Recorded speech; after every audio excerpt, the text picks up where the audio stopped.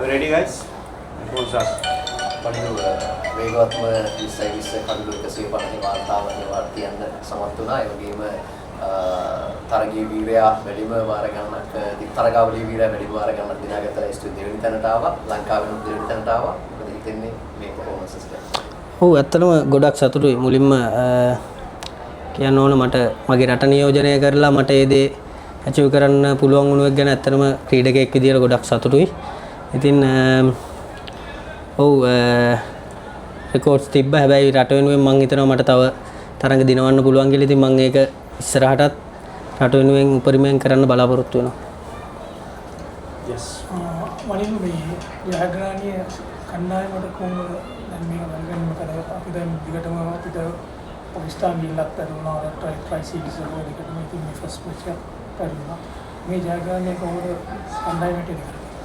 ඔව් ඇත්තටම අපිට මේ තරඟාවලියට එනකොට අපිට තිබුණේ වර්ල්ඩ් කප් එකට තරඟ 6ක්. ඉතින් ඒකෙන් අපි පළවෙනි තරඟේ පරාජය වුණා. ඉතින් දෙවෙනි තරඟයට වර්ෂාවෙන් බාධා එල්ල වුණා. තුන්වෙනි තරඟයත් ක්‍රීඩා කරනකොට වර්ෂාවෙන් බාධා එල්ල වෙලා ඒ තරඟේ පටන් ගත්තා. ඉතින් අපිට ඕන උනේ කණ්ඩායමක් විදියට විනින් මොමන්ටම් එකක් තියාගෙන යන්න. ඉතින් මම හිතන්නේ ඒක අපි මේ තරඟෙන් පටන් ගත්තා. ඉතින් අපිට තව තරඟ 3ක් විතරක් තියෙන්නේ වර්ල්ඩ් කප් එකට කලින්. ඉතින් අපි බලාපොරොත්තු වෙනවා මේ විදියටම මේ දේම ඊළඟ තරඟ 3ටත් අරන් ගිහිල්ලා ඒ කොන්ෆිඩන්ස් එක අරන් යන්න. මොකද වර්ල්ඩ් කප් එකක් එනකොට අපි බලන්න ඕන කණ්ඩායමක් විදියට එක ප්ලේ කෙනෙක් දෙන්නෙක් නෙවෙයි, ප්ලේයර්ස්ලා ඉන්න 15 දෙනාම ඉන්න 17 දෙනාම ඒ කොන්ෆිඩන්ස් එකේ ඉන්නවද කියන එක වර්ල්ඩ් කප් එකක් වගේ තරඟාවලියකට යනකොට මේජර් තරඟාවලියකට යනකොට ඉතින් මම හිතන්නේ ඒක ගොඩක් වටිනවා මේ තරඟේ ජයග්‍රහණය කරන්න පුළුවන් වුණා. වරද පළවෙනි මැච් එකෙන් පස්සේ පොඩි කන්සර්න්ස් ටිකක් තිබුණා බැටිං ගැන. ඔයතරද දැන් අද පර්ෆෝමන්ස් එකත් එක්ක ඒ ප්‍රශ්න වලට දැන් කිසි පිළිතුරක් ලැබෙලා තියෙනවා. ඔව් අද තරඟේ අපි පන්දු අර 12 ක්‍රීඩා කරේ. ඉතින් ඒ අද තරඟේ පිටිකරුවන් ඉතාමත් හොඳින් ක්‍රීඩා කරා.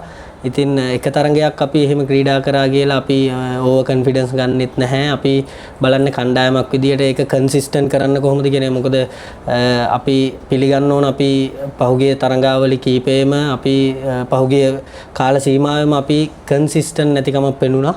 අපේ ඩිපාර්ට්මන්ට් තුනෙන්ම මම බැටින් ගැන විතරක් නෙවෙයි කියන්නේ ඩිපාර්ට්මන්ට් තුනෙන්ම. ඉතින් ඒක අපි මම හිතන්නේ හදාගමින් ඉන්නවා. ඉතින් අපි ඒක කරන්න ඕන අපි ඉක්මනට ඒක හදා ගන්න ඕන. මොකද අපිට මම ඉස්සරින් වගේ වර්ල්ඩ් කප් එකක් වගේ මේජර් තරඟාවලියකට යනකොට මේජර් ටූර්නමන්ට් එකකට යනකොට අපිට මිස්ටේක්ස් කරන්න පුළුවන් ප්‍රමාණය අපි අඩු කරගන්න ඕන අපිට තරඟ ජයග්‍රහණය කරන්න. ඉතින් මම හිතන්නේ මේ ජයග්‍රහණයෙන් එන කොන්ෆිඩන්ස් එකත් තරම් ඉතින් ඊළඟ තරඟ තුන හොඳ තරඟ තුනක් තියෙන්නේ එංගලන්තයත් එක්ක. ඉතින් මම හිතන්නේ ඒක අපි හොඳින් ක්‍රීඩා කරොත් අපිට ඒ කොන්ෆිඩන්ස් එක අරගෙන අපි වර්ල්ඩ් කප් එකට යන්න පුළුවන්.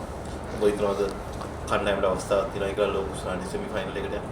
ඔව් අනිවාර්යෙන්ම අපි දන්නවා මේ කන්ඩිෂන්ස් කොහොමද වෙන්නේ කියලා. ඉතින් අපි පොඩි කාලේ ඉඳලා ක්‍රිකට් ගහලා තියෙන මේ කන්ඩිෂන්ස් වල. ඉතින් අපි ඒ දේ හරියට අපි යූස් කරොත් කණ්ඩායමක් විදියට යූස් කරොත් සහ ඒ අපිට හරියන කන්ඩිෂන්ස් අපිට ලැබුණොත් මම හිතන්නේ වර්ල්ඩ් කප් එකට අපිට ලොකු දෙයක් කරන්න පුළුවන්. ඉතින් මම හිතන්නේ කණ්ඩායමත් ස්ථාවර වුණොත් ඒ ප්ලේයර්ස්ලත් එයාලගේ රෝල්ස් හරියට අඳුරගෙන එයාලගේ ජොබ් එක ප්ලේයර් ටු ප්ලේයර් කරොත් මම හිතන්නේ ඇත්තටම අපිට හොඳ කණ්ඩායමක් ඉන්නවා. ඉතින් අපිට හොඳ තරඟාවලියක් ක්‍රීඩා කරන්න පුළුවන්. වන්දු මේ පාකිස්තාන නායකයෙක් කිව්වා මේ දෙතපන්දුවෙන් වන්දියෝනික චැලෙන්ජ් එක ගැන ඔයා දනපන්දයන් විදිහට කොහොමද මේ චැලෙන්ජ් එකට මුහුණ දෙන්නේ අද වගේ දවසක සාමාන්‍යයෙන්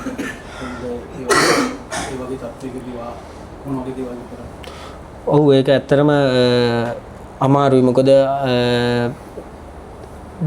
වැහැලා ග්‍රවුන්ඩ් එක තෙමිලා ඒ වගේම විකට් එකත් වැදිලා බැට් එකට හොඳට ආව පන්දු. ඉතින් මම හිතන්නේ මේ චැලෙන්ජර්ස් එන එක හොඳයි. ඇත්තටම වර්ල්ඩ් කප් එකක් වගේ මේජර් ටූර්නමන්ට් මයිස්ටරෙන් කිව්වා වගේ ඒ කට ළඟ තියාගෙන මම හිතන්නේ අපිට මේ චැලෙන්ජර්ස් එන එක හොඳයි. ඉතින් ඒ වලින් එතකොට අපිට අඳුර ගන්න පුළුවන් අපි මොනවාද අපිට කරන්න පුළුවන්, අපේ කරන්න පුළුවන් හැකියාව කොච්චර තියෙනවද මේ සිටුේෂන් වල. මම හිතන්නේ ඒක ගොඩක් ලොකු දෙයක්. ඉතින් මං කරේ පුළුවන් තරම් යාලා බෝල් කරන ඒවත් බලන් ඉඳලා බැට්ස්මන්ලත් එක්කත් කතා කරලා කොහොමද මොන බෝල වලටද ගහන්න අමාරු. ඉතින් මම පුළුවන් තරම් බැලුවේ යාලගේ හිටින් සෝන් එකෙන් එළිය බෝල් කරලා එයාලා මොකද 160ක් ලොකු ලකුණු සංඛ්‍යාවක් එළවනවා. ඉතින් ඒ වගේ එළියට බෝල් කරලා එයාලගේ විකට්ස් ගන්න. මොකද එයාලා ඇටැක් කරන්නත් ඕනේ ලකුණු ගහන ගන්න. ඉතින් මම ඒ දේ තමයි ප්ලෑන් කරේ.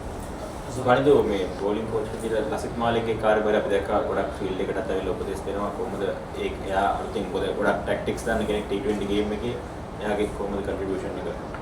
ඔව් ඇත්තටම මේක ගොඩක් වටිනවා. මොකද අපි හැමෝම දන්නවා මාලි අයියා මොනවාද මේ රට වෙනුවෙන් කරලා තියෙන්නේ සහ එයාගේ එක්ස්පීරියන්ස් එක මොන වගේද කියලා. ඉතින් මම හිතන්නේ මෑත කාලේ රිටයර් වෙච්ච ක්‍රීඩකයෙක් විදියට එයා මේ ගේම් එක ගොඩක් ප්ලේ කරලා තියෙන ක්‍රීඩකයෙක් විදියට එයා රට වෙනුවෙන්ද ලීග්ස් වලද ඒ වගේම දැන් ලීග්ස් වල කෝච් කරනවා. ඉතින් මම හිතන්නේ එක්ස්පීරියන්ස් එක ගොඩක් වටිනවා. ඉතින් අපි මම කලින් කිව්වා වගේ අපි ඒ හැම කෙනාගේම එක්ස්පීරියන්ස් එක මම හිතන්නේ හරි විදියට යූස් කරොත් මම හිතන්නේ අපිට ඉස්සරහ තරඟ හොඳින් ක්‍රීඩා කරන්න හැකියාව ලැබෙනවා. වඩු Wait. දැන් ඉස්සරහට එන වර්ල්ඩ් කප් එකේ ලංකාව කණ්ඩායම ගැන ලොකු බලාපොරොත්තුවක් දැන් ඉන්න ප්‍රේක්ෂකයෝ. එතකොට දැන් ඒ ගන්න විශේෂයෙන් හෝම් කන්ඩිෂන් වල ශ්‍රී ලංකා නිසා ඒ ගන්න බලාපොරොත්තු වෙන ඇඩ්වාන්ටේජ් එක මේ තරඟාවලියේ ගන්න පුළුවන් වුණාද? එහෙම නැත්නම් ඒක මොන විදිහට සිද්ධ වුණා? ඔව් අපිට මේ තරඟාවලියේ පළමු තරගෙන් අපිට ඒක ගන්න පුළුවන් වුණා. අපි දැනගත්තා අපි හෝම් කන්ඩිෂන් වෙලත් මේ වගේ වහින දවස්වල අපිට කොච්චර පළවෙනි තරඟේ එයාලා බෝල් කරනකොට අපිට කොච්චර අමාරු වුණාද බැට් කරන්න කියන එක. ඉතින් අපි බැලුවේ මිස්ටේක් එක ආපහු අපෙන් නොවෙන්න.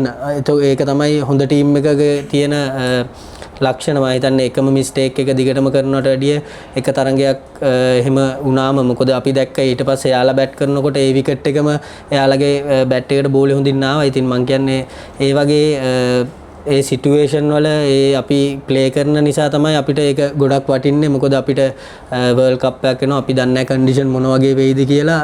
අපි ලංකාවේ කන්ඩිෂන් දන්නවා. හැබැයි මේ වගේ වැස්සත් ආවොත් නිකන් හරි කියන දේ අපි දන්නේ නැහැ. ඉතින් අපි ඒ හැම දෙයකටම රෙඩි වෙලා ඉන්න ඕනේ කියන එක තමයි මම හිතන්නේ. වඩු පළවෙනිම පරදාන පස්සේ අපේ බැට්ස්මන් ගැන ගොඩක් ක්‍රිටිසිසම් එකක් තිබ්බා බැට් කරේ නැහැ ස්පිනර්ස් ද හරියට බේස් කරේ නැහැ කියලා. ඒකෙන් පස්සේ කොහොමද මීටින් වල මොනවද කතා වුනේ? ඊට පස්සේ කොහොමද මේකට අර මෙන්ටැලිටි එක හදාගත්තේ? ඒක අපි පළවෙනි මැච් එක වුණාම අපි කතා කරා කිව්වා වගේම අපි ඕන ටීම් එකක තියෙනවා එරර්ස් තියෙනවා. ඒක ඕන ටීම් එකකට තියෙනවා. හැබැයි ඒවා කන්සිස්ටන්ට් ඒ දේවල් වෙනාද ඒ දේවල් වලින් අපි දෙයක් ඉගෙනගෙන ඊළඟ තරඟවලට එන්නේ කොහොමද කියන එක තමයි මම හිතන්නේ ගොඩක් වැදගත් වෙන්නේ. මම හිතන්නේ ඒක තමයි අපිට අද තරඟේ අපි යාළගේ බෝලර්ස්ලා නරක බෝලර්ස්ලා නෙවෙයි හොඳ බෝලර්ස්ලා. ඉතින් ඒකයි අද තරඟයට එනකොට අපි ප්ලෑන් එකක් ඇතුව ඇවිල්ලා මේ වගේ හොඳ ස්කෝර් එකක් ලබා ගත්තේ. Final question. මේ සල්මනගා මැද්දේ බැට් කරනකොට ඒවාගේ මිනිමම් රන් රේට් එක තියාගත්තා පාකිස්තාන අවශ්‍යයි. කොහොම මොකක්ද එතන මොනවද ප්ලෑන් කරේ එතන යාගේ අවුට් කරගන්න? අවුට් කරන්න ප්ලෑන් කරනවට වැඩිය අපි බැලුවේ එයාගේ යන ලොකු පාරවල් ටික නවත්තන්න. ඒ ටික නැවතුනොත් මොකද ඒ වෙලාවේ එයාලා 160ක් එලවනකොට ඉතින් එයාලාගේ අතින් මිස්ටේක් එකක් කරවන්න තමයි අපි බලාපොරොත්තු වෙන්නේ. ඉතින් එයාගේ තියෙන බවුන්ඩරිස් එයා හොඳ පාරවල් එල්ල කරා. විශේෂයෙන්ම පවර් ප්ලේ එකේ ලේසි නෑ පන්දු යවන්න. ඒත් මම හිතන්නේ මතීෂත් එෂාන් මාලින්ගත් හොඳින් පන්දු යවුවා. මම හිතන්නේ ඒකත් ප්ලස් පොයින්ට් එකක් අපිට ඉස්සරහට. ඒක ප්ලෑන් එකක් දෙයාගේ අර ලෙග් සයිඩ් එකට ෆ්ලික් කරලා අර කැප් එකක් දාලා මොකද යා කලින් ගෙවුවා කලින් ගාව ෂොට් එක හතරට ගියා. ඊට පස්සේ එතන ෂොට් එක ගියත් මම ඒ ෂොට් එකම ගාවා අපෝ දෙවෙනි පාර එලිම අතට. ඔව් ඒකේ එයා ඒ වෙලාවේ කරපු දේ වැරදි කියලා තමයි කියන්නේ. එක හතරක් හයක් ගහලා ආපහු ඒකම කරා. ශදාබ්ගේ විකට් එක පස්සේ ස්පෙෂල් සෙලිබ්‍රේෂන් එක කරා. යාර ලෙග් ස්පිනර් විකට් එක ගත්ත හින්දා යාර නැත්නම් මේ මගේ ගෙදර කියලා දෙන්නුවේ නිකන්. නෑ එහෙම එකක් නෑ. ඉතින් මම ඒ වෙලාවේ මොකද එයා ඊට කලින් බෝලේ මට 6ක් ගැහුවා. ඉතින් මම අර ඒ වෙලාවේ ආපු දේ මම කරේ. Right, final. වනිදු ඉස්සර ඔයා ගොඩක් බෝල් කරේ විකට් බෝල් කරේ. දැන් අපි දකිනවා පොඩ්ඩක් ඔයා ඔස්ට්‍රේලියාවෙන් එළියේ ලෙග් ස්පින් එක බෝල් කරනවා. පොඩ්ඩක් බෝලින් ප්ලෑන් එක වෙනස් වෙලා වගේ තියෙනවා. ඒක ගැන මොකද කියන්න තියෙන්නේ? මොකද දැන් ප්ලෑන් එක?